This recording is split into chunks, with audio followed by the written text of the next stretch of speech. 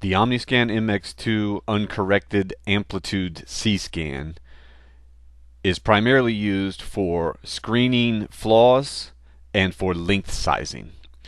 The C-scan is available under the display layouts for any of the options that contain a C. The primary view for weld inspection is the AS and C scan. These views are also available in the Omni PC by right-clicking with a mouse and selecting from the same list.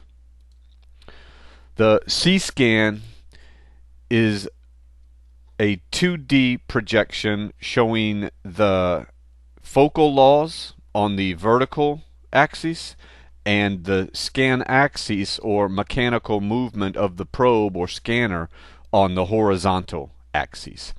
Each pixel in the C-scan is generated by the signal in the gate A or gate B as configured. Under the view settings for the C-scan, we select the source of the C-scan. The thickness C-scan or time of flight C-scan is detailed and explained in another section. The source of the C-scan by default is the amplitude of the signal in gate A that we see here.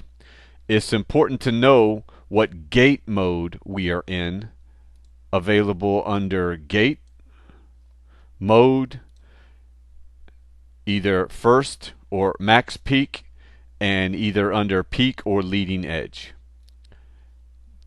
From the max peak mode, each pixel is generated based on a color palette for the maximum signal in the gate. Continuing into the display section, for the properties color palette, the amplitude based C-scan is scaled from 0 to 100%, where white equals 0% and red at 100. The color palette can be manipulated directly here, or a custom color palette can be built and loaded and placed under this flashcard under the user palette directory. Analysis of C-scan data is performed by moving the data cursor to the flaw's position, observing the S-scan and A-scan that was used to build the pixel. Length sizing is performed directly on the C-scan using cursors for the scan axis reference, scan axis measure, and the delta between the two.